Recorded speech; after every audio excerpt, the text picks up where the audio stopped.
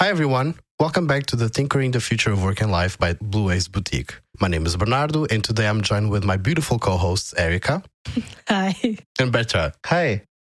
So today we have an amazing topic all about dealing with toxicity inside of the company. Welcome to the Tinkering the Future of Work and Life, produced by Bluewaves Boutique, providing you with a fresh and positive look at the future of work by sharing little tips and magic tricks for your daily dose of confidence. Today I heard something. Today I saw something. Today I've tried something. Together we have learned.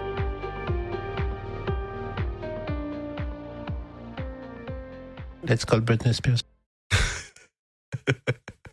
No, it's not couple karaoke. We cannot.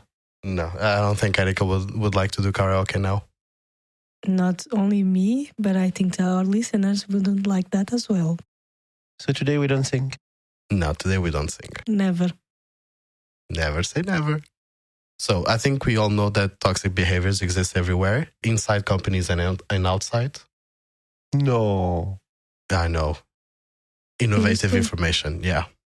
I was thinking companies are lovely places where everyone loves each other. No? Can be. It would be the perfect world, but no.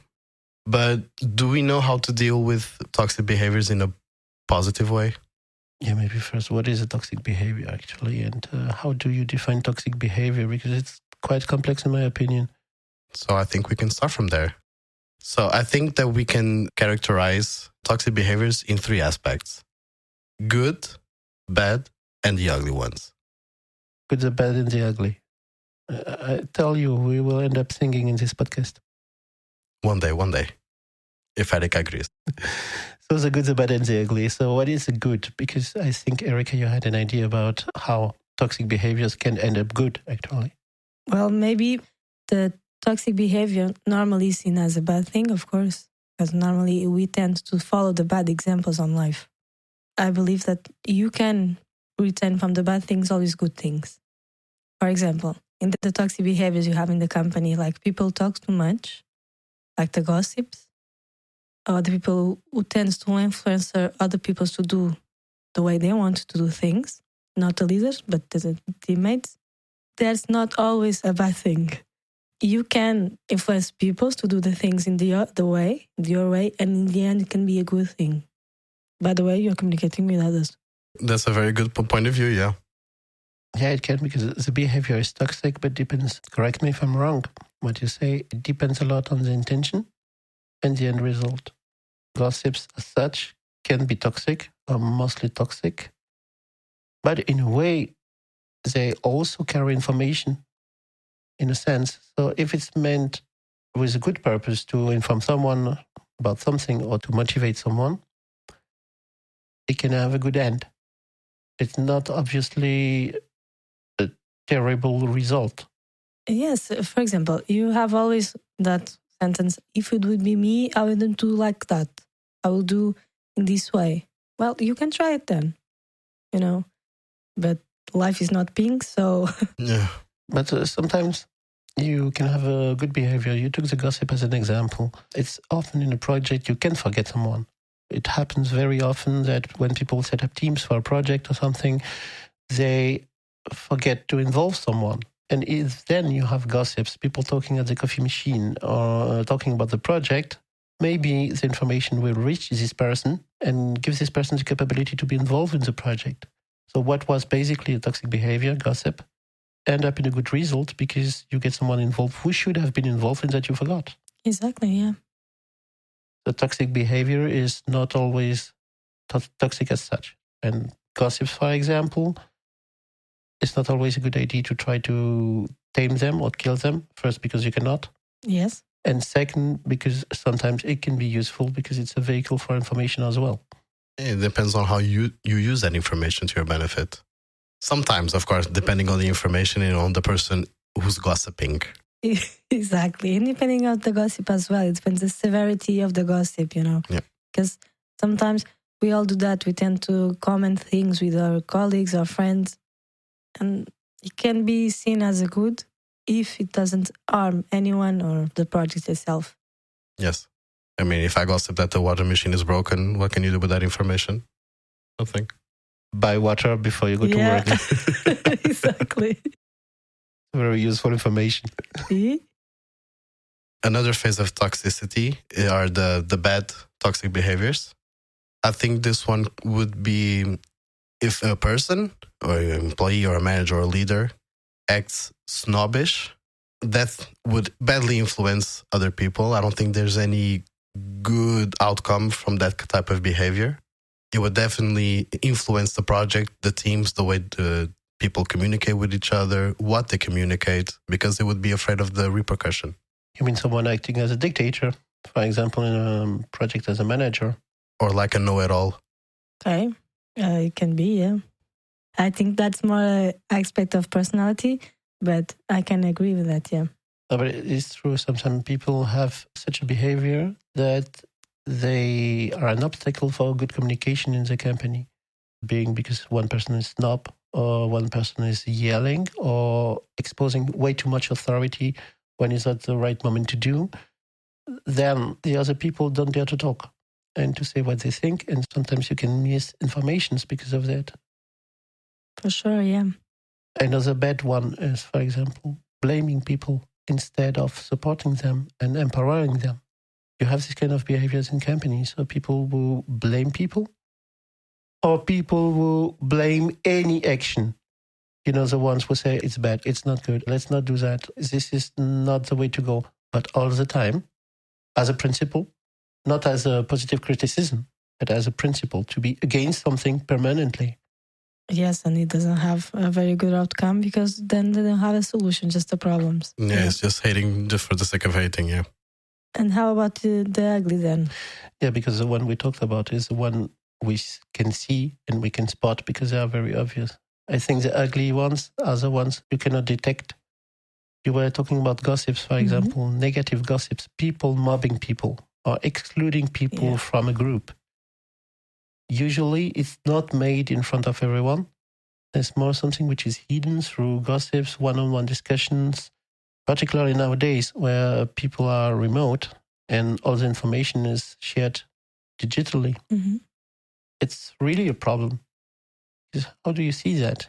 If people have a secret Instagram group just dedicated to mobbing or to blaming the company, very difficult to spot. Mm-hmm. Yes, and to solve it, how can you finish that, for example? It's very difficult, yeah. Yeah, in the physical company, more or less, it's more easy to spot that. Even if it's late, it's more easier. But in the digital, in the remote, it's really not good. So because how do you want to fix something you don't see? Anyway, I think fixing them, you cannot. But before we go to fixing the ugly behavior, or maybe you have other ugly behavior to share? How to say? To go against the leader, more or less, you know. You talk about mobbing people, the colleagues or something like that, excluding someone. But when you touch the leader, there are some groups, of course, that so for sure they do that. And it's very difficult to change that mentality of people if you keep having the same leader. For sure, I'm not explaining very well, but... Maybe I have an example for what you say, because we have one of our clients where the leadership team is changing a lot and people are coming from other cultures. They are not the same cultures as the company. And instead of telling these people, guys, the way you tell us things, the way you present your stuff, we don't understand it well or it doesn't fit to us. No, they choose to discuss one-on-one and say, okay, our leader, he doesn't know where he wants to go and the vision is not good and doesn't make sense and what they explain doesn't make sense and anyways they will fail and they will never succeed. I was talking about mobbing the colleagues, but mobbing the boss exists. Exactly. And then you have two, for sure you have more, but I only can think of two ways that ends up, you have that, people just don't do anything, just wait for the failure. Or you have the opposite, people do things on the back of the leader, not the boss. They do their stuff in the way they want and they don't take in attention what the leader says. Yeah, acting the opposite way, yeah. Exactly, yeah. They don't share what they've been doing, what they achieved, because they don't want to deal with that. Exactly. They don't agree with the vision, they don't agree with the leader or the boss, so they exclude them. Yeah. Yeah, so maybe it's time to discuss a little bit the impact of the toxic behaviors in the company. The first you expose is people doing something in the opposite way, or not doing something, or not sharing, as you said, Bernardo. It leads to, for sure, project failures. Yeah, failing or slowing way down the project. I think it's more failure, yeah. Because if you have the example, we are talking about the people doing it the opposite way of what's supposed to be, what the boss says it is, the project is not going the right direction for sure, for one or for another. So it's a failure because you have to have the same mission, you have to have the same vision for the project to work. Yeah, of course. Not you cannot. I was saying the slowing down because of the first example of not doing anything. Because for sure, if that person doesn't do anything, someone else will have to pick up the slack. And if that person is alone, the project will slow down because they don't have any support. They have to do everything. Or they don't slow down and it's a failure in a company. Yes. Yeah, I have another example. There I was having a coffee a couple of months ago with a top executive of an energy company here in Portugal. Top executive, but not the CEO. And during the discussion, he was telling me that his CEO is really not the smartest, does a lot of mistakes, being in vision, direction, objectives, or management. And I asked him a question, but did you tell him that you think differently, that you have a different opinion? No. And he told me, no, it's my boss. But he discusses that with his colleagues. Finally, they are facing issues, problems in the projects they are leading, but they don't discuss it with the person who can change something. So what happened to the project? They fail, or they slow down, or they die by themselves. Yes, but that actually is a very good example for one toxic behavior that exists in companies, the hierarchy. When it's too hard, per se, you have that type of behaviors, you cannot change it. Yeah, you complain about the top player, but you are afraid to do something about the top player, so you don't do. So it's already existing in a company, the toxic behavior, even before the people create it. Yeah, but Even imagine, worse. after you accuse people to boss around, how do you want a manager or a leader to lead a team or manage a team if this person is not able to get some constructive criticism, some feedback on what they are doing, the way they lead? Yes, maybe they end up bossing around. Some of them, of course, like to boss around, but others have no choice.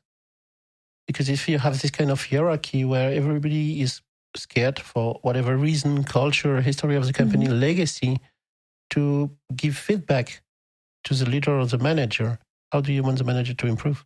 Exactly. And people normally tend to think that if you have to talk to the boss or something, you have always to agree with them, the culture thing. And they don't want to say they don't agree. But you can always take another way. You can say, oh, I was thinking that maybe you can try this way. Maybe not say, I don't agree with you. And I think this is the better way. Take that side, that part of the sentence, maybe, and try to make it formulate in another way. And maybe there you have a chance that the other person will be able to listen. Exactly. Take their vision and instead of denying it, say you agree, but go in a different direction just as a test or as a simulation to see if they agree, if they're willing. Because blatantly denying their vision is seen as a toxic behavior in many companies. And people are very afraid to do that. Because we are in the topic top managers by now, as opposed to the urban legend that managers always want to be right. The amount of managers who like yes men and not want to be challenged is quite small. Yes. It's quite small. Most of them, they like people who challenge them, who give their opinion, their point of view. They are not reluctant to take an opinion into account. Exactly, because the role of the manager is to teach the team how to do things in their way, in the job, basically. So what is the point? Well, at least for me, of course, what is the point to have a team if they only say yes what you're saying? Exactly. It's just boring. We want I wouldn't call it healthy competition, but healthy discussions in terms of point of view and vision and missions. If you just have a group of yes men, none of them will grow. Not even you. Exactly. Yeah, and the company will not as well. The project will not grow. The project will not improve. It's quite complicated. And on top of that, because we're on the topic toxic behaviors, the disagreement will remain and will stay in the company and will be shared across teammates, people, other teams. And we have another example by now is this kind of resistance to change. When you try to change something in the company, being the vision, being the way to go, or introducing a new project, which is strategic, if you don't expose your point of view, if you don't share that, maybe you would do that in a different way, or maybe you spot challenges or issues or puzzles that the other didn't see, and you don't say that, sure, it goes wrong. And then you have the gossips. As you say, everybody knows that it goes wrong. Very few people knows why. And it makes change very difficult and create a global resistance where you forget the reason finally. I think even worse than the gossips, for me at least, of course, when you have change, it's the inertia of people. You see it's going bad. You think, well, no way it's going to work. And you just wait to see what happens when it will touch you. For me, that's even worse because you're waiting just a disaster. Instead of taking an action, even if you are a simple employee, you can always try to talk to your manager, to your leader, wherever, and try to change a little bit things. Of course, I'm not saying you change from day to night, for sure. But staying in inertia is even worse than resisting the change. It's just waiting for the disaster to happen and you don't do anything. I believe that this resistance that we're talking about it's like a coin, it has two faces. Mm-hmm. One face is the employees not doing anything, like you just said, or afraid of doing something, so they're just waiting for the project or the change to fail. But on the other side, it's the way the leaders communicate that change, explain that change, what impacts, what will happen, what will become of them. If that change isn't well communicated, well explained, and well visualized, of course it will fail because nobody will understand what's the point of that change. So resistance will happen as well. So there are two sides of this resistance. Sorry, I think it's even have more. So no coins. No, we have a lot of coins with a lot of faces. You have that, yes, the push-up. They just push to people do because they don't know, maybe. But sorry, I was too honest, yeah. But exactly that point. And when they don't know, what do you expect them to do? Nothing. They don't know. You expect just a project to fail there. They don't know. They have to know, no? I don't know, but they don't know. And we see a lot of that in many companies. Yeah, no, it's a bias and transparency. Yeah.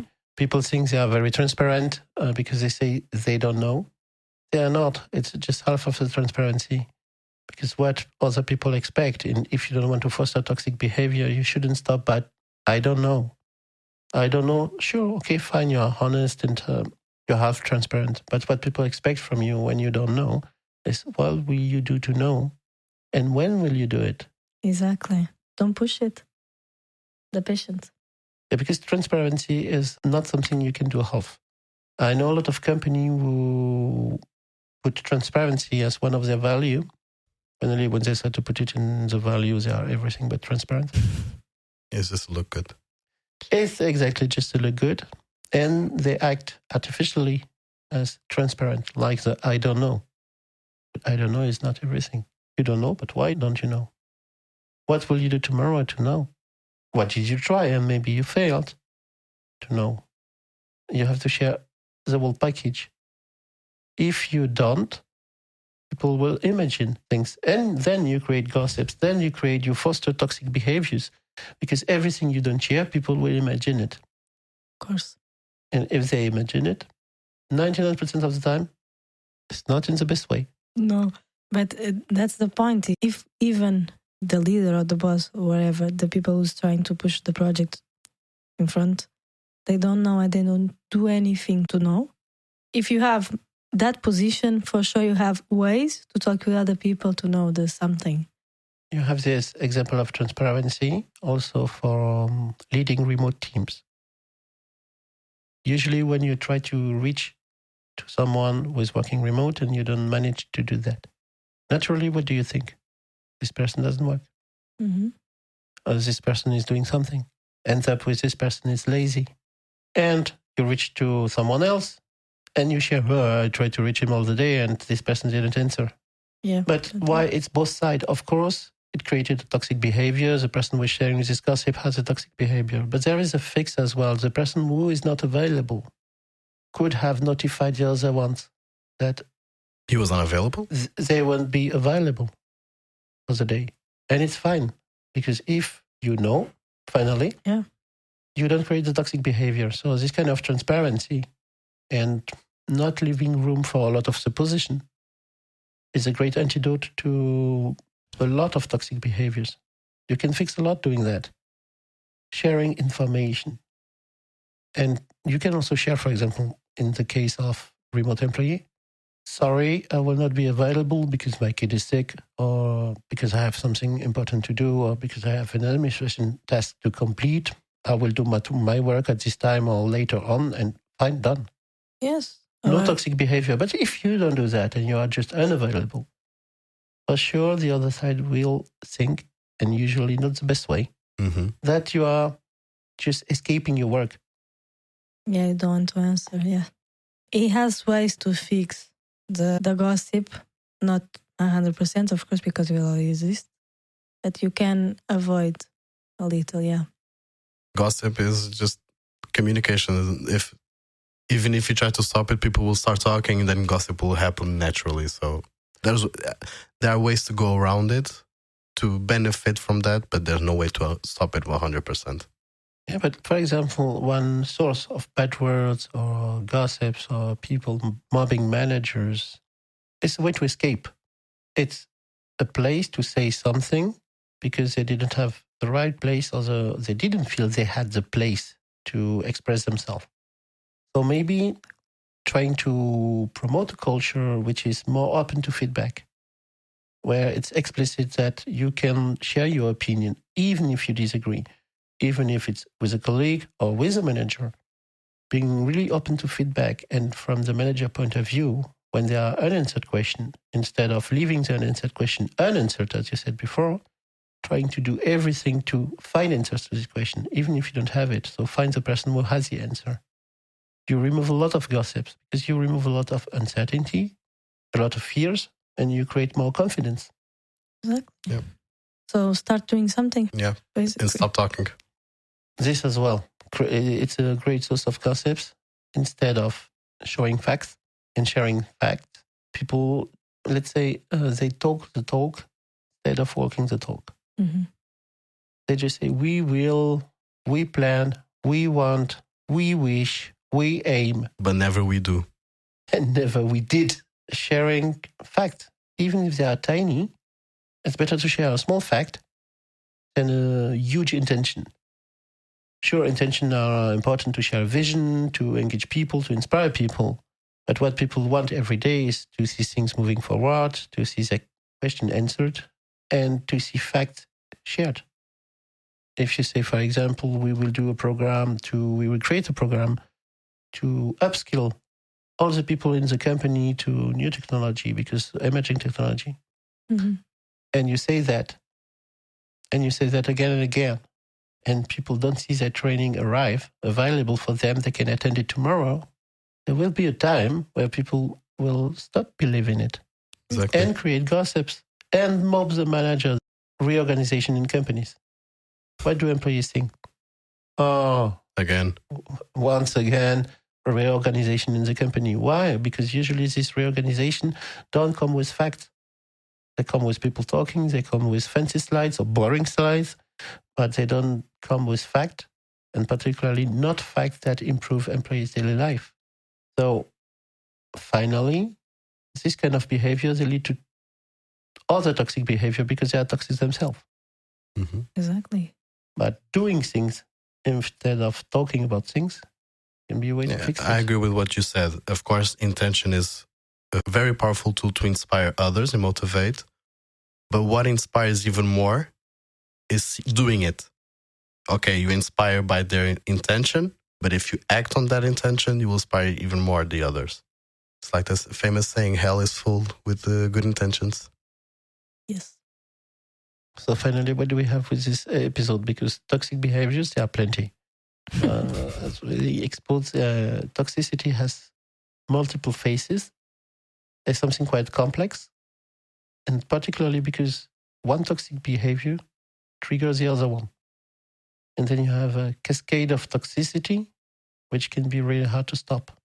As takeaway, maybe, how can we keep company away from toxicity, or how can we help company prevent toxicity? I believe that you have to deal with toxic behaviors like you deal with, if you deal with it, the way you deal with poisonous snakes.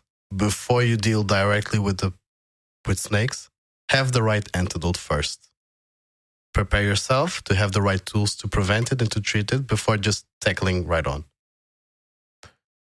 Okay, my opinion, I would escape the snakes and run away. But, well, if I cannot, I will take the antidote first. If I'm ready to enter the snake pit, maybe I will go with the antidote. So be prepared. Exactly. Like you said, toxic behaviors is like a cascade. Good behaviors as well. So you have a lot of ways, like the communication, like we talked, transparency, the safe space, and feedback loops. You can always create good behaviors instead of the toxic ones. Maybe don't focus, like you said, too much on the toxic ones. Focus on building the good ones. Yeah, maybe the last one to complete that is what you said, Bernardo, in one previous episode. Treat the others as you want the others to treat you. If you wouldn't like to be left in uncertainty, don't create a certainty. If you wouldn't like to stay with unanswered question, don't leave question and answers. Think about what you would like as a positive behavior and try to adopt it and promote it. So I think the audience has a lot of antidote. Yes. Let's hope they use them wisely. Don't handle snakes head on first. Listen to this podcast very attentively and then try it. And don't forget that it's not the last episode. So no antidote next time. No, exactly. No snake pit. Next one we'll have the karaoke featuring Érica. No. Perfect. No. Well, we hope you guys enjoyed and see you next episode. See ya. Bye. Still with us? We hope you enjoyed the episode and learned something valuable. We would love to hear from you and continue the discussion on Instagram at Bluewaves Boutique. You will find the link in the description. It was Tinkering the Future of Work and Life with Érica, Bernardo, and Bertrand. See you next week for new amazing stories.